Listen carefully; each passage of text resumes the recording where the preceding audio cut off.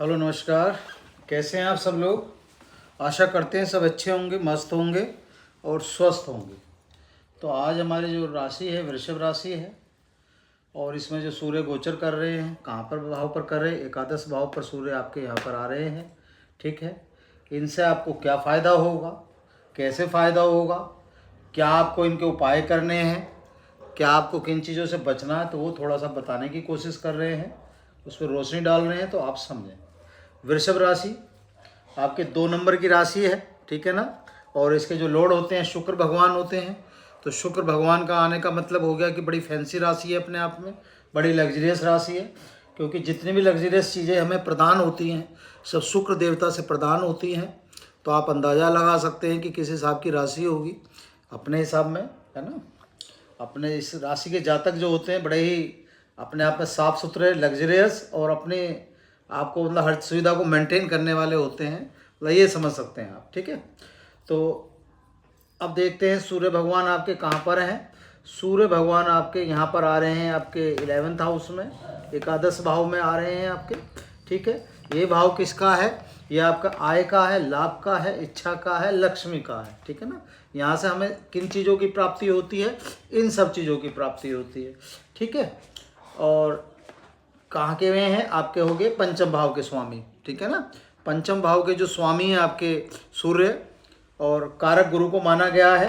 तो आप अंदाज़ा लगा सकते हैं सूर्य आपके जीवन में क्या काम करते हैं। भाई जितना भी प्रकाशमय का जो काम करते हैं, प्रकाश फैलाने का काम करते हैं, सूर्य भगवान करते हैं। और आपने देखा होगा भैया जितने ग्रह हैं उनके जो राजा हैं उनके राजा भी सूर्य ही हैं। ठीक है, तो आप अंदाज़ा लगा सकते हैं कि इनका अपने आप में क्या महत्व होता होगा सूर्य भगवान का। और सूर्य भगवान जब सारे उसमें प्रकाश फैला सकते हैं तो आपके जीवन में क्या प्रकाश फैलाएंगे इसका भी आप अंदाज़ा लगा सकते हैं। ठीक है, चलिए अब ये इनकी रोशनी कहाँ पर पड़ रही है, ये इनका भाव है अपना, इनकी रोशनी ये कहाँ पर दृष्टि पड़ रही है, यहाँ पर पड़ रही है। ये भाव किसका है, ये संतान का है, भाग्य का है, बुद्धि का है। तो इसका मतलब क्या हो गया, इसका मतलब ये हो गया क्योंकि हमें संतान रूपी चीज़ें देखने के लिए, भाग्य रूपी देखने के लिए, बुद्धि रूपी देखने के लिए ये सारी चीज़ों का हमें यहाँ पर से देखना पड़ता है। ठीक है, इन सब चीज़ों का आपको यहाँ से मिलेगा। ठीक, अब देखते हैं इनका फ़ायदा और नुकसान समझने की कोशिश करते हैं। अच्छा, ये कौन सी राशि है आपकी, मीन राशि है, 12वें नंबर की मीन राशि होगी। आपने देखा है इसके कौन हो गए, गुरु हो गए। ठीक है, इसके कौन हो गए, गुरु हो गए। ठीक, स्वामी जो होते हैं आपके गुरु हो गए। तो अब इनका मतलब समझाने की कोशिश हम करते हैं, आपको इससे क्या फ़ायदा आपका होगा और कैसे होगा। देखिए, एक तो जब जैसे इनकी ये दृष्टि आपकी ये यहाँ पर पड़ती है आपकी, कौन सी दृष्टि आपकी, 1 2 3 4 5 6 7, जैसे 7वीं दृष्टि आपकी यहाँ पर इनकी पड़ती है, इनके अपनी ही राशि है, अपना ही भाव है। तो अब आप इसका मतलब समझें कि इससे इन्हें क्या फ़ायदा होगा, कैसे फ़ायदा होगा। अच्छा, ये कौन सी राशि होगी आपकी, 6 नंबर की राशि होगी, यानी कन्या। कन्या के कौन हो गए आपके, बुध हो गए। ठीक है, बुध जब हो गए तो बुध और जब सूर्य मिल जाएंगे आपस में क्या हो गए, ये मित्र हो गए। ठीक है, ये मित्र हो गए, मित्र अवस्था इनकी अपना हो गई है।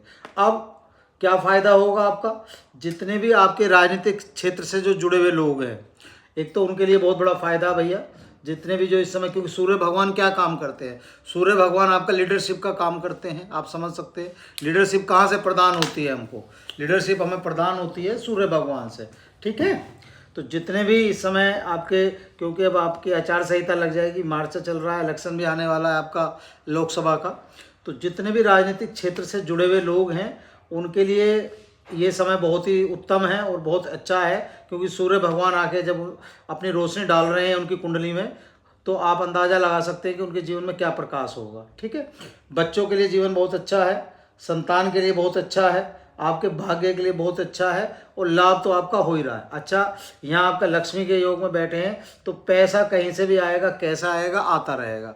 पैसा रुकने का नाम नहीं लेगा, कैसे भी आता है ये हमें नहीं पता, लेकिन पैसे का जो स्रोत है वो चलता रहेगा।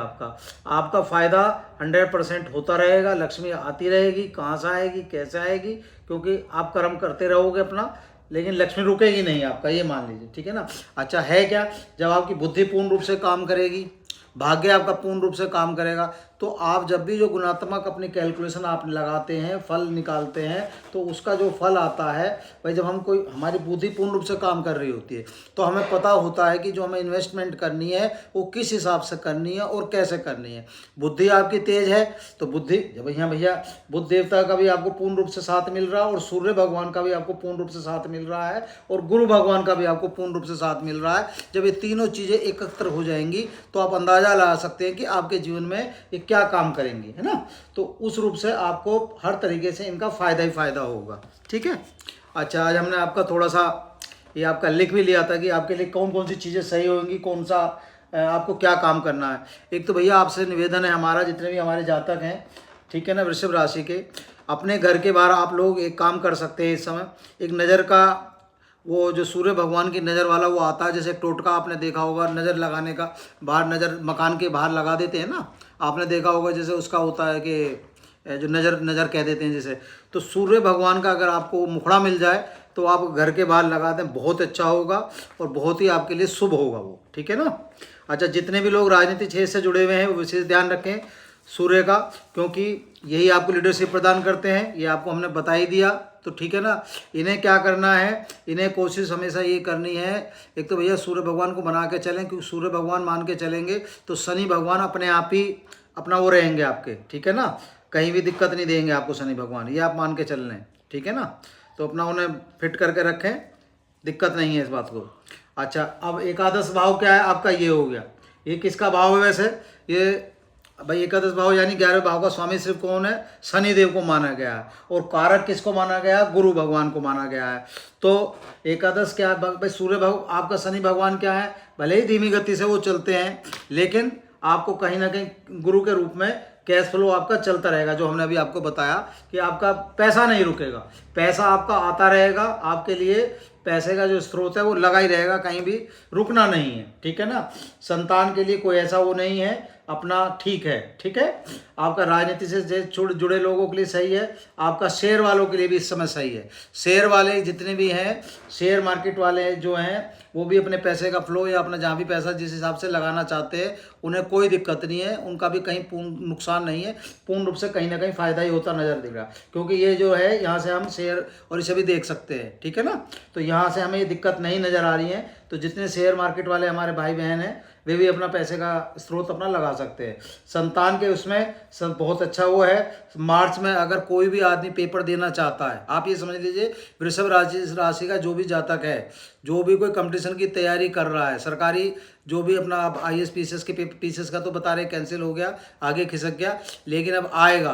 तो वृषभ राशि वालों के लिए ये समय बहुत अच्छा चल रहा है, उन्हें कहीं दिक्कत नहीं है। जितने भी आपके सरकारी नौकरी में कहीं भी आवेदन करना चाहते हैं या बड़ा एग्जाम देना चाहते हैं तो उनके लिए बहुत ही शुभ समय चल रहा है। आप मज़े में पेपर की तैयारी करें, लेकिन देखिए पढ़ाई का काम आप करें।